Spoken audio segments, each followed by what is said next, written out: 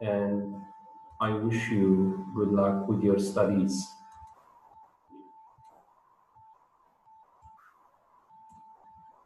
It's the time to take another new lesson. First block, unit number 8. So we'd just like to begin with these examples. The first example, the student turns the page. Second one, I can't hear the news. Turn up the volume, please. Third, I am revising my lessons. I need to concentrate. Turn down the radio, please. 4, it's very dangerous to play with a sharp knife. Put it down. Put the knife down. So in the first example, where is the verb in the first example? Very good. Turns. How about the second example? Where is the verb? Very good. The verb is turn up. Very nice. The third example, the verb is turn down. Okay, now what about the meaning of the verb? What's the meaning of turn? Turn the page. Turn the page means to move from a page to the next. How about the meaning of turn up the volume? Turn up the volume means increase the volume. I can't hear you. Increase the volume. I can't hear the news. Increase the television volume, please. How about turn down? Turn down have got another meaning. Reduce the volume. Look here, guys. The first example, the verb is one unit, so we call it a verb. We name it a verb. But in the second, third, and fourth example, the verbs are 2 units. Sometimes they can be more. So when the verb is consisting of a verb plus another unit, which is particle, we call it not a verb, we call it a phrasal verb. So today we will be learning phrasal verbs. We will be studying some phrasal verbs. Look here, turn up the volume, turn plus up. But we can also say, I can't hear the news. Turn the volume up, please. Turn the volume. So bring the volume between the verb and its particle. The same here, we can say, turn down the radio, please, or turn the radio down, please. But look here, we have it. It is a pronoun. So we can't say put down it. It's very dangerous to play with a knife. Put down it. Don't say this. When you have pronoun, all times place it between the verb and its particle. But when you have a noun, so you can place it between the verb and the particle, you can place it after the verb and its particle. Phrasal verb is a verb plus particle or preposition. Any verb plus particle is called the phrasal verb. The particles are on, in, at, off, and so on. Now, let's go in deep and have some more examples. Now, we are going to take some examples of phrasal verbs with on. Have a look at the picture. What does the boy do? Very good. The boy puts on his shoes. I put on my jacket. I wear my jacket. If you want to drive, if you want to ride a motorcycle, you must put on your helmet. Wear your helmet. So put on means wear. The other example, where is this man? It's in a clothes store, in a clothes shop. What does the person go to do there? He wants to buy some clothes.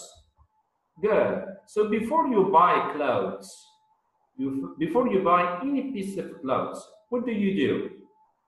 Choose the color and then try the size on. Try the jeans on. The man tries the jacket on. He tries the jacket on means he checks if the jacket fits him, if it goes with him. Is there any change in room? I need to try on my jeans. You go to the shop store and then you choose pair of jeans and then you'd like to check if they goes with you, if the size fit you. So try on. Try on means to check if it fits or not. What about the other example? Very good. Turn on the machine. Turn off the machine. Turn on the machine. Turn on television. Turn on the light. Turn on your laptop. Turn on the photocopy machine. Turn on means make something start or cause something to start working. Make your laptop start working, to cause something to work. I turn on. When you finish with Teams, you have to switch it off. Turn off your laptop. Turn off the light. Next, the student is in the classroom. She is reading her story for the teacher, but students ask her some questions, so she is interrupted. She stops from time to time. The teacher wants the student to read, to continue. So the student is going to say, go on. Go on means continue reading, continue doing something. Usually we use it with the act of reading. So I can say, carry on, go ahead, or keep on. All these phrasal verbs mean continue. You are reading, stop, then your teacher says, carry on, or go on, or keep on. Phrasal verb number 8, hold on. For example, you are in a discussion with somebody and then suddenly he has got an urgent call. He's going to say, oh, hold on for a moment. Wait for a moment. Wait for me. Hold on. Wait. Now, let's move to phrasal verbs with, actually, it should be with on. With up, sorry. Okay, you see, everybody sits on the chair except this lady. She stands up. Okay, stands up.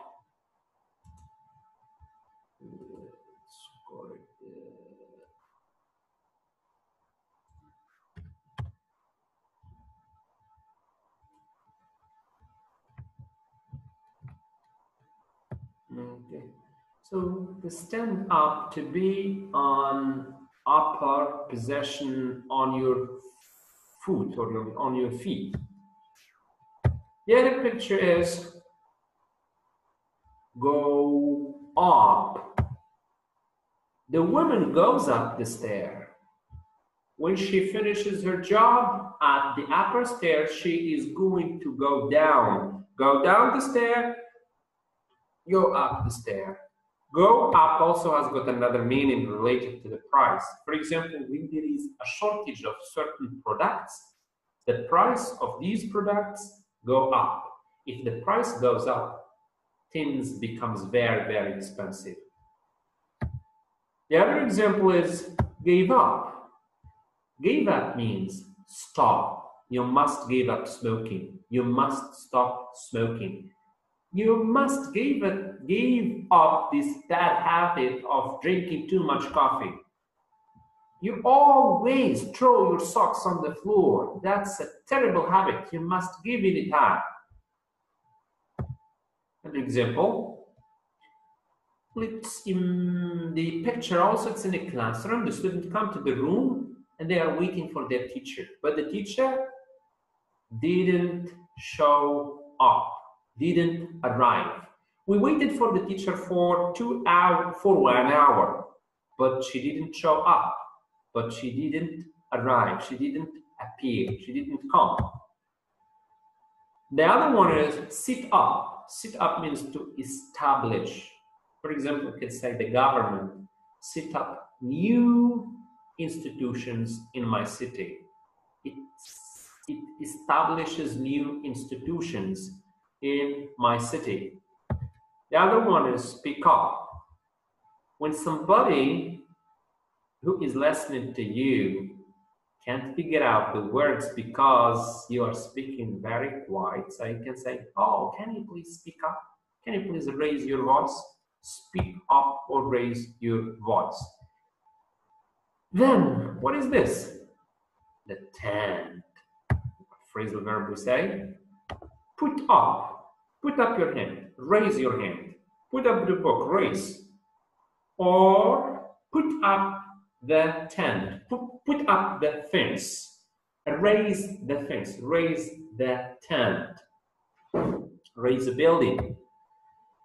Okay, let's now move to the following example, and that should be off.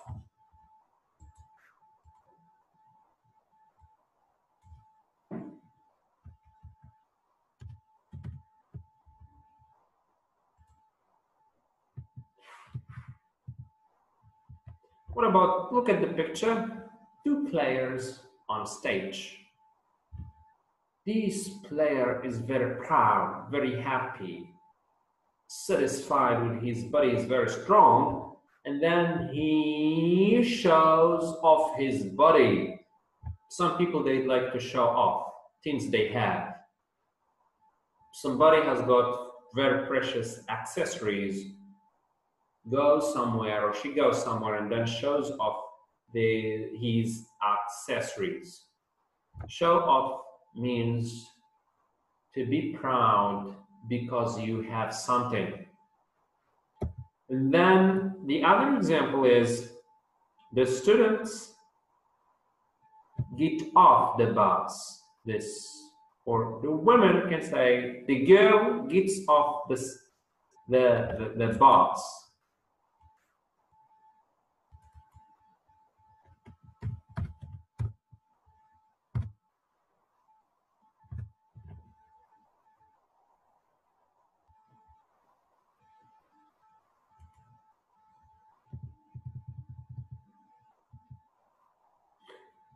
The other example is turn off the light before you go to sleep. Switch off the light. Terminate the light. Then the other example is pay off. Pay off means to be successful. For example, you can say, I really worked so hard and time was very difficult, but it pays off. It pays off means I was successful. I work hard, I suffered a lot, but I succeed at the end. Call off. Call off means to cancel. For example, because of